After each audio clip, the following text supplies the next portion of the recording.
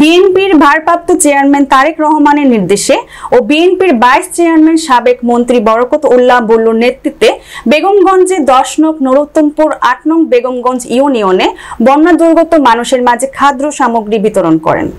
এ সময় উপস্থিত ছিলেন নোয়াখালী জেলার বিএনপি সদস্য শামীমা বরকত লাকি, বেগমগঞ্জ উপজেলা বিএনপি সভাপতি কামাখ্যা চন্দ্র দাস, সাধারণ সম্পাদক মাহফুজুর হক আবেদ, উপজেলা বিএনপি সহ প্রচার সম্পাদক নুরুল হুদা কারি, উপজেলা যুব দলের আহ্বায়ক রুস্তম আলী, সদস্য সচিব মহিউদ্দিন রাজু, নরোত্তমপুর ইউনিয়ন বিএনপি সভাপতি রফিক উল্লাহ পাটোয়ারি, সাধারণ সম্পাদক জামাল উদ্দিন, সিনিয়র সহ সভাপতি মামুনুর রশিদ, বেগমগঞ্জ ইউনিয়ন বিএনপি সভাপতি কাজী মুসলেহ উদ্দিন ইকবাল, সাধারণ সম্পাদক ইব্রাহিম, সাংগঠনিক সম্পাদক মাসুদ সহ উপজেলা, পৌরসভা বিএনপি অঙ্গ ও সহযোগী সংগঠনের নেতৃবৃন্দ।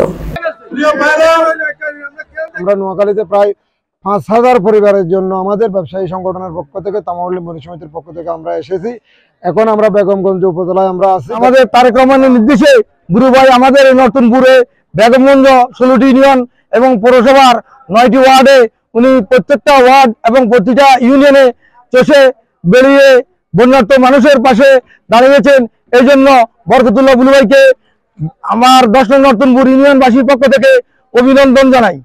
শেখ হাসিনা আপনি পালিয়ে গেছেন, আপনি ভারতকে সব লিখে দিয়েছেন, সেই কারণে মোদী শোকে মুহ্যমান হয়ে গেছেন। তার প্রিয় বান্ধবীকে বাংলাদেশের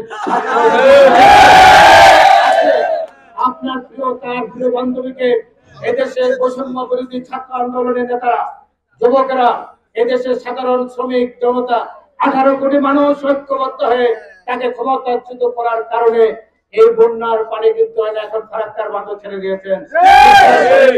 এই ভারতের ত্রিপুরা, আসাম সমস্ত পানি বাঁধ ছেড়ে দিয়ে আমাদেরকে পানিতে ভাসিয়েছেন।